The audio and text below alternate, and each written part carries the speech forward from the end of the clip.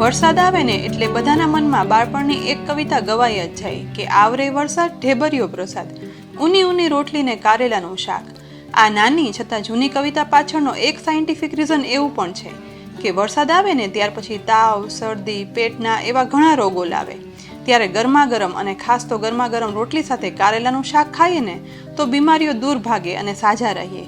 તો આજે અમારી રેસીપીના રેગ્યુલર વ્યુઅર કિરણ પટેલ અને બીજા એક વ્યુઅરની ડિમાન્ડ પર ચોમાસામાં ખૂબ જ ઉપયોગી ગુણકારી એવું સ્વાદિષ્ટ કારેલાનું શાક તો બનાવશું, સાથે સાથે આ શાક સાથે ખાઈ શકાય તેવી બીજી વાનગી પણ બનાવશું, જેથી બાળકો પણ આ કારેલાનું શાક ખાવાની ના નહીં પાડે. અહીં મેં 250 ગ્રામ કારેલા લીધા છે. કડવા કારેલાના ગુણગાન ગાઈએ ને તેટલા ઓછા. વિટામિન એ, આયર્ન અને ફોસ્ફરસથી ભરપૂર કારેલા ડાયાબિટીસ માટે તો ખૂબ ફાયદાકારક છે જ. સાથે ચોમાસામાં થતા ચામડીના રોગ દૂર કરનાર, લીવરની બીમારીઓ, પેટમાં કૃમિ દૂર કરનાર તથા મેલેરિયા જેવા તાવમાં અને સાંધાના દુખાવામાં ખૂબ ફાયદાકારક છે. શરીરમાં ખારા, તીખા, ખાટા અને તુરા રસની સાથે કડવા રસની પણ જરૂર હોય છે, જેથી શારીરિક ક્ષમતા જળવાઈ રહે. માટે અનેક ગુણોથી ભરેલા કડવા રસના કારેલા શરીર માટે ખૂબ ઉપકારક સાબિત થાય છે. કારેલા એકદમ તાજા ડાળીવાળા છે, તો આ કારેલાની બંને સાઈડ આ રીતે કાઢી પછી તેની આછી આછી છાલ કાઢી લેવાની છે. કારેલા ખાવાથી બેસી ગયેલો અવાજ કે ગળામાં આવેલો સોજો પણ ઠીક થઈ જાય છે. વળી તે પિત્તનો પણ નાશ કરે છે. પણ બાળકો કારેલા ખાવાની ના પાડે. આજે જે રીતે શાક બનાવીએ છીએ ને તે રીતે શાક બનાવીને આપશો ને તો તે અચૂક ખાશે.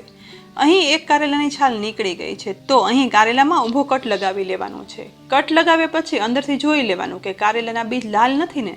જો લાલ બીજવાળું કારેલું હોય ને તો તે ઉપયોગમાં નહીં લેવાનું. હવે આ જ રીતે બીજા બધા કારેલાની છાલ ઉખાડી અને કટ પાડી તૈયાર કરી લેવાના છે. અહીં હવે બધા કારેલા કટ પાડી અને તૈયાર થઈ ગયા છે. તો અહીં થોડું મીઠું લેવાનું છે. હવે કટ પાડેલા કારેલામાં આ રીતે બટર સ્પૂન વડે સમાય તેટલું મીઠું ભરતું જવાનું છે. કારેલામાં મીઠું ઉમેરવાથી તેનું પાણી થાય છે અને આ પાણીમાં ભળી કારેલાની કડવાશ ઓછી થાય છે. અહીં આજે આપણે ઘરમાં નાના બાળકોથી લઈ મોટા વડીલો પણ ખાઈ શકે ને તેવું કારેલાનું શાક બનાવીએ છીએ. માટે કડવાશ ઓછી કરવા મીઠું ભરીએ છીએ. જો કારેલાનું એકદમ કડવું શાક ભાવતું હોય ને તો આ રીતે મીઠું નહીં ઉમેરવાનું. આ જ રીતે ધીરે ધીરે વારાફરતી બધા કારેલામાં મીઠું ફિલ કરી દેવાનું છે. બધા કારેલામાં મીઠું ભરાઈ જાય ને એટલે હવે આ મીઠા ભરેલા કારેલાને આ જ રીતે 15 થી 20 મિનિટ માટે સાઈડમાં રાખી દેવાના છે, જેથી આપોઆપ તેમાં મીઠાનું પાણી થવા લાગશે. હવે આ દરમિયાન કારેલાના શાક માટે આજે આપણે ગુણકારી ઘઉં બાજરાની રોટલી બનાવશું. અહીં મેં 1 કપ ઘઉંનો લોટ અને 1 કપ બાજરાનો લોટ લીધો છે. તો હવે પોળા વાસણમાં બાજરાનો લોટ લેશું, સાથે તેમાં ઘઉંનો લોટ પણ ઉમેરી દેવાનો છે. હવે 1 ટીસ્પૂન જેટલું તેલ ઉમેરશું અને 1/4 ટીસ્પૂન મીઠું ઉમેરી દેવાનું છે. ત્યાર પછી જોઈતું પૂરતું પાણી ઉમેરતા જઈ રોટલીનો લોટ બાંધી લેવાનો છે. ચોમાસાના વરસતા વરસાદમાં કારેલાના શાક સાથે ગરમા ગરમ ઘઉં બાજરાની રોટલી ખાઈએ ને તો પેટમાં ભાર પણ ના કરે અને પચવામાં પણ હલકી રહે. ઘઉં બાજરાની આ રોટલીનો લોટ આપણે નોર્મલ રોટલીના લોટ જેવો જ સોફ્ટ કરવાનો છે. અહીં લોટ બંધાઈ ગયો છે, તો હવે અડધી ટીસ્પૂન જેટલું તેલ ઉમેરી દઈશું અને ફરી એકવાર લોટને વ્યવસ્થિત મસળી દઈશું. ત્યાર પછી ઢાંકણ ઢાંકી લોટને કૂણવા માટે રાખવાનો છે. આશરે 15 મિનિટ પછી આપણે મીઠા ભરેલા કારેલાને ચેક કરશું. અહીં મીઠાનું ધીરે ધીરે પાણી થવા લાગ્યું છે, જેથી કારેલામાંથી કડવું પાણી પણ છૂટું પડ્યું છે. તો હવે મીઠા ભરેલા એક કારેલાને આ રીતે 2 હાથની હથેળી વચ્ચે લઈ થોડું એવું મસળવાનું છે. આ રીતે મસળતા કારેલામાંથી બીજ સોફ્ટ થઈ અને છૂટા પડવા લાગે છે. હવે સોફ્ટ થયેલા બીજને આ રીતે હાથની મદદથી બહાર કાઢી લેવાના છે, જેથી કારેલામાંથી બધા બીજ નીકળી જાય અને કારેલું અંદરથી બીજ વગરનું ચોખ્ખું થઈ જાય. અહીં બીજા કારેલામાં પણ જુઓ, કારેલું મસળતા બીજ એકદમ ઇઝીલી બહાર નીકળી જવા લાગ્યા છે. હવે તેને પણ અંદરથી સાફ કરી લઈશું. અહીં બધા કારેલાને આ રીતે સાફ કરી લેવાના છે. હવે તેને એક ડીશમાં ગોઠવ્યા છે. તો કુકરમાં તળિયે પાણી ઉમેરી સ્ટેન્ડ પર આ કારેલાની ડીશ ગોઠવી દેવાની છે. ત્યાર પછી કુકરનું ઢાંકણ ઢાંકી દઈશ. કુકરને ગેસ પર રાખી ફક્ત 2 જ સીટી કરવાની છે, જેથી કારેલા બફાઈ પણ જાય અને આખા પણ રહે. કારેલા બફાઈ છે ને તો આજે કારેલાના કડવા શાક સાથે અને ઘઉં બાજરાની રોટલી સાથે એક અલગ જ ગળ્યો સંભારો બનાવશું. આ મીઠો સંભારો બનાવવા માટે માર્કેટમાં મને આજે મોટું કાચું પપૈયું મળ્યું છે. સંભારો બનાવવામાં આટલું મોટું પપૈયું તો નહીં જોઈએ, એટલે પપૈયામાંથી આ રીતે કટ લગાવી 1/4 જેટલો ટુકડો અલગ કરી લઈશું. હવે આ કાચા પપૈયામાં થોડા બીજ છે, માટે પપૈયામાંથી બીજ અલગ કરી લેવાના છે. લગભગ બધા જ બીજ અલગ થઈ જાય એટલે હવે પપૈયાની છાલ કાઢી લેવાની છે. કાચું પપૈયું બહુ જ કડક હોય છે, માટે છાલ ઉતારવામાં પણ થોડું જોર લગાવવું પડે છે, પણ ધીમે ધીમે કરતાં પપૈયાની છાલ નીકળી જશે. અહીં પપૈયાની છાલ હવે નીકળી ગઈ છે, તો મીડિયમ સાઇઝની ખમણી વડે કાચા પપૈયાનું એક સરખું ખમણ કરી લેવાનું છે. નોર્મલ આપણે ગાંઠિયા સાથે કાચા પપૈયાનો ખમણનો સંભારો કરતા હોઈએ છીએ, પણ આજે બિલકુલ અલગ મીઠો સંભારો બનાવશું, જે મેં મારા સાસુ પાસેથી શીખ્યો છે. વળી આ સંભારો બનાવી અને રાખી દઉં ને તો પછી ફ્રીજમાં તે 1 મહિના સુધી સારો રહે છે. હવે કાચા પપૈયાનું એકદમ સફેદ ખમણ બની અને તૈયાર થઈ ગયું છે. તો એક તીખું લીલું મરચું લઈ તેના નાના નાના ટુકડા કરી તેને પપૈયા સાથે ઉમેરી દઈશું, જેથી આ ગળ્યા સંભારામાં થોડો તીખો સ્વાદ આવે ને તો તીખો મીઠો સંભારો સરસ લાગે. હવે મરચા સમારી લીધા છે, તો હવે ગેસ લો ફ્લેમ પર એક પેનમાં 3 ટીસ્પૂન જેટલું તેલ ગરમ કરવા નાખવાનું છે. તેલ ગરમ થાય એટલે અડધો ટીસ્પૂન રાઈ ઉમેરશું અને 1/4 ટીસ્પૂન હિંગ ઉમેરવાની છે. તેલ ગરમ હોવાથી રાઈ તુરંત ફૂટવા લાગી છે, તો તુરંત સમય બગાડ્યા વગર તેમાં કાચા પપૈયાનું ખમણ અને સમારેલા મરચાં ઉમેરી દેવાના છે. હવે તેમાં સાથે સાથે 1/4 ટીસ્પૂનથી થોડી વધારે હળદર પાવડર ઉમેરશું અને અડધો ટીસ્પૂન મીઠું ઉમેરવાનું છે. બસ આટલા જ મસાલા ઉમેરી હવે ગેસની ફ્લેમ લો જ રાખતા બધું મિક્સ કરવાનું શરૂ કરશું.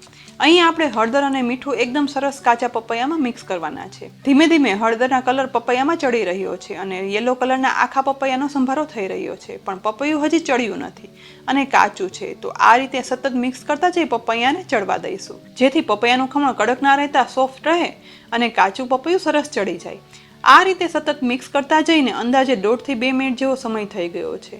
હવે અહીં પપૈયાનું ખમણ સોફ્ટ થઈને થોડું ટ્રાન્સપરન્ટ પણ થયું છે. પપૈયાનું ખમણ ચેક કરતા તે પ્રેસ થઈને ટુકડા થઈ જાય છે. બસ પપૈયાનું ખમણ આવું સોફ્ટ થાય તેવું ચડી જાય ને એટલે 1/4 કપ જેટલો દેશી ગોળ આ ચડતા પપૈયાના સંભારામાં ઉમેરી દેવાનો છે. હવે તુરંત જ ગેસની ફ્લેમ લોમાંથી મીડિયમ કરશું. સતત હલાવતા જઈ ગોળને ઓગાળવાનો છે અને સાથે સાથે તેને કાચા પપૈયાના ખમણમાં મિક્સ કરવાનો છે. ગોળ જેમ જેમ ગરમ થતો જશે ને તેમ તુરંત ઓગળવા માંડશે અને તુરંત જ ખમણમાં મિક્સ થવા લાગે છે. અહીં પપૈયાના ખમણમાં ભળી ગોળનું પાણી પણ થવા લાગે છે. અહીં માત્ર 30 સેકન્ડમાં ગોળ ઓગળી લિક્વિડ થઈ ગયો છે. સંભારાનો કલર પણ યલોમાંથી ચેન્જ થઈ દેશી ગોળના લીધે બ્રાઉન થયો છે. અહીં આપણે ગોળ સતત મિક્સ કરતા જઈ અને ગોળનું પાણી બાળવાનું છે. જો સતત મિક્સ નહીં કરીએ ને તો ગોળ ગરમ થતાં તેમાંથી પાઈ બની જશે અને પાઈના કારણે કાચા પપૈયાનું ખમણ ખાવા સમયે દાંતમાં ચીપકશે. માટે અહીં જ્યાં સુધી ગોળનું પાણી બળે નહીં ને ત્યાં સુધી સતત હલાવતા જઈ પાણી બાળવાનું છે. પપૈયાનો આ ગોળવાળો સંભારો આ કડવા કારેલાના શાક સાથે સ્વાદમાં સરસ લાગે જ છે, પણ બાકી જમવામાં કોઈ પણ વાનગી સાથે સરસ લાગે છે. આથી જ આ ગળ્યો સંભારો હું એક વખત બનાવી અને પછી એરટાઇટ કન્ટેનરમાં પેક કરી ફ્રીઝમાં રાખી દઉં છું, જે 1 મહિના સુધી સારું રહે છે અને ઉપયોગમાં પણ લઈ શકાય છે.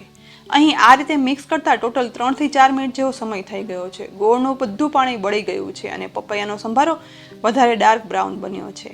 સંભારામાંથી પાણી બળી ગયું છે અને તેલ છૂટું પડ્યું છે અને સાથે સંભારો લચકા જેવો પણ થયો છે. અને ગોળમાં આ સંભારો બન્યો હોવાથી સંભારામાં ગોળની મીઠી સુગંધ પણ આવવા લાગી છે. એકદમ સ્વાદિષ્ટ મીઠો કાચા પપૈયાનો સંભારો બની ગયો છે. તો હવે આ સંભારાને એક બાઉલમાં કાઢી લઈશું. તો આ મીઠો મીઠો કાચા પપૈયાનો સંભારો હજી સુધી તમે ના બનાવ્યો હોય ને તો એકવાર જરૂરથી ટ્રાય કરજો, બધાને ચોક્કસ ભાવશે જ. બીજી સાઈડ કારેલા બફાઈને કુકર ઠંડુ થઈ રહ્યું છે, તો તે દરમિયાન આપણે કારેલા ભરવા માટેનો મસાલો બનાવી લઈશું. અહીં મેં 1 કપ ચાળેલો બેસન લીધો છે. ગેસની ફ્લેમ લો રાખી તેના પર એક પેનમાં 1 ટીસ્પૂન તેલ ઉમેરવાનું છે. તેલ ગરમ થાય ને તો સાથે જ તેમાં 1 કપ ચાળેલો બેસન ઉમેરશું. અહીં આપણે બેસન તેલમાં મિક્સ કરી અને શેકવાનું છે. ગેસની લો ફ્લેમ રાખતા સતત હલાવતા જઈ આ બેસનને શેકતું જવાનું છે. અહીં આપણે આ બેસન વધારે નથી શેકવાનું, ફક્ત આ બેસનની કચાશ દૂર કરવાની છે. અહીં હવે બેસન શેકાવાની સુગંધ આવવાની શરૂઆત થઈ છે. સતત હલાવતા મિક્સ કરતા લોટનો કલર બિલકુલ ચેન્જ નથી થયો. બસ લોટ શેકાઈને સુગંધ આવવાની શરૂઆત થાય ને એટલે હવે ગેસની ફ્લેમ બંધ કરી આ શેકેલા બેસનને એક પોળા બાઉલમાં કાઢી લેવાનો છે. હવે બધો શેકેલો બેસનને બાઉલમાં કાઢી લીધો છે. તો બેસન હાથથી અડકે તેવો ઠંડો થવા દેવાનો છે. માત્ર 3 થી 4 મિનિટમાં બેસન ઠંડો થઈ ગયો છે. તો સૌથી પહેલા આ શેકેલા બેસનમાં થોડી સમારેલી કોથમીર ઉમેરશું. તેની સાથે આદુ, લસણ, લીલા મરચાંની પેસ્ટ 2 ચમચી જેટલી ઉમેરવાની છે. સાથે 3/4 ટીસ્પૂન મીઠું ઉમેરશું. 3/4 ટીસ્પૂન ધાણા જીરું પાવડર ઉમેરવાનો છે. 1/4 ટીસ્પૂન હળદર પાવડર ઉમેરશું. 1/2 ટીસ્પૂન લાલ મરચું પાવડર ઉમેરવાનું છે. સાથે 1/8 કપ જેટલો ઓર્ગેનિક ગોળ ઉમેરશું. હવે તેમાં અડધા લીંબુનો રસ પણ ઉમેરવાનો છે. હવે બધું જ હાથ વડે મિક્સ કરશું. કારેલા કડવા હોય છે, માટે અહીં આ બેસનના મસાલામાં ગોળનું પ્રમાણ વધારે રાખવાનું છે, જેથી આ શાક બાળકોને પણ આપીએ ને તો તે ઇઝીલી ખાઈ જાય. હવે અહીં બધા મસાલા બેસનમાં સરસ મિક્સ થઈ ગયા છે. બીજી સાઈડ કુકરમાં કારેલા બફાઈ ગયા છે, તો કુકર ખોલી લઈશું. અહીં કારેલા સરસ બફાઈ ગયા છે અને આખા પણ રહ્યા છે. હવે આ ડીશને બહાર કાઢી લેવાની છે. બફાયેલા કારેલામાંથી એક કારેલું લઈશું અને તેમાં આ રીતે મસાલો ભરશું. કારેલામાં જેટલો મસાલો સમાય તેટલો પ્રેસ કરી ફિલ કરવાનો છે. અહીં મસાલો ફિલ થઈ એક કારેલું ભરાઈ ગયું છે તો તેને એક ડીશમાં રાખી દઈશું. આ જ રીતે બીજા બધા કારેલા આ રીતથી મસાલો ભરી અને તૈયાર કરી લેવાના છે. અહીં બધા કારેલા મસાલો ફિલ ભરી તૈયાર થઈ ગયા છે. કારેલા ભરતા જે મસાલો વધ્યો છે ને તેને આપણે શાક વઘારવામાં ઉપયોગમાં લઈશું. હવે શાક વઘારવાનું છે તો એક કઢાઈમાં આપણે 6 ટીસ્પૂન જેટલું તેલ ઉમેરવાનું છે. વઘારમાં ઉમેરેલા તેલને જોઈ મને બિલકુલ એમ ના કહેતા કે તમે તો બહુ વધારે તેલ વાપરો છો. કારેલાનું શાક બનાવવા માટે વધારે તેલ જોઈએ તો જ કારેલા સરસ ચડશે અને સ્વાદિષ્ટ બનશે. તેલ ગરમ થઈ ગયું છે તો હવે અડધો ટીસ્પૂન રાઈ ઉમેરશું, અડધો ટીસ્પૂન જીરું ઉમેરવાનું છે. હવે તેમાં 1/4 ટીસ્પૂન હિંગ પણ ઉમેરશું. વઘારમાં રાઈ જીરું ફૂટી ઉપર આવવા લાગે એટલે એક નાની સાઈઝની ડુંગળીને સમારી તેના નાના ટુકડા ઉમેરી દેવાના છે. હવે ડુંગળીને મિક્સ કરી ફક્ત અડધી મિનિટ ગુલાબી બ્રાઉન થાય ત્યાં સુધી જ સાતળવાની છે. કારેલાના શાકમાં ડુંગળીનો સ્વાદ બહુ સરસ લાગે છે, પણ જો ડુંગળી ના ખાતા હોય ને તો અહીં તે નહીં ઉમેરવાની, તો પણ શાક એકદમ સ્વાદિષ્ટ બનશે.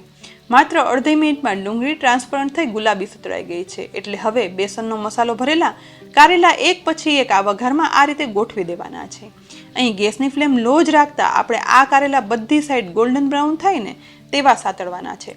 કારેલાના શાકમાં બધા સ્ટેપ કર્યા પછી અહીં કારેલાના ગોલ્ડન બ્રાઉન સાતળવામાં 6 થી 8 મિનિટ જેવો સમય લાગે છે, પણ આ સ્ટેપ કરવું ખૂબ જ જરૂરી છે કારણ કે બફાયેલા કારેલા મસાલા સાથે ગોલ્ડન બ્રાઉન સતળાશે ને તો જ કારેલાના શાકનો ઓરિજિનલ ટેસ્ટ આવશે.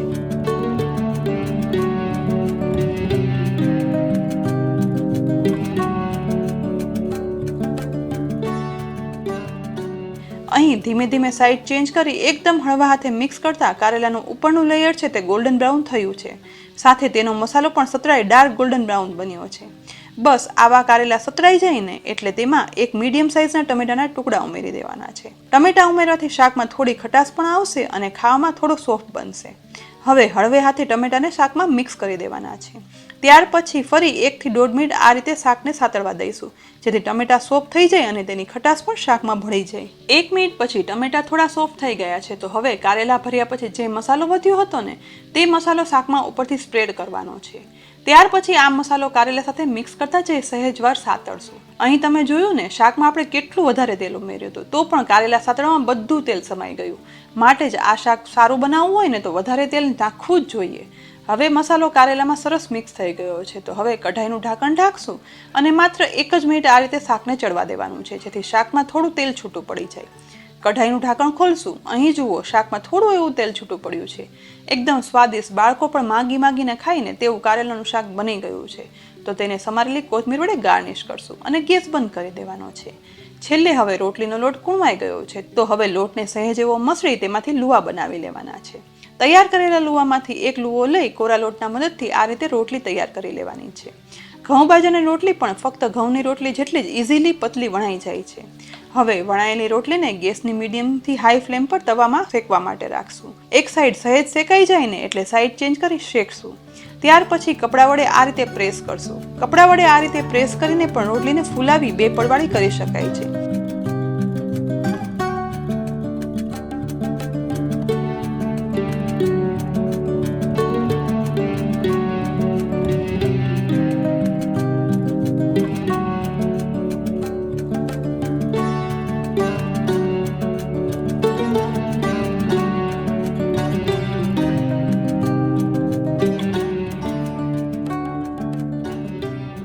અહીં જુઓ રોટલી કેટલી સરસ ફૂલી રહી છે.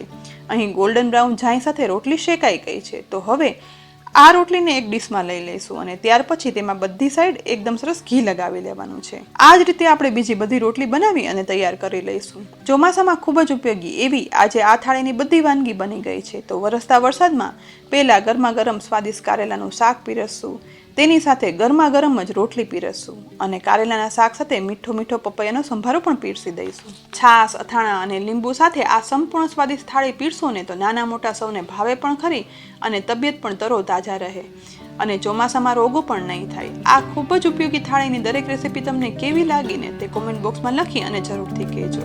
અને આવી જ ઉપયોગી રેસીપી જોવા માટે અમારી ચેનલને જરૂરથી સબસ્ક્રાઈબ પણ કરજો. ફરી મળશું આવી જ ઉપયોગી રેસીપી સાથે. ત્યાં સુધી આવજો.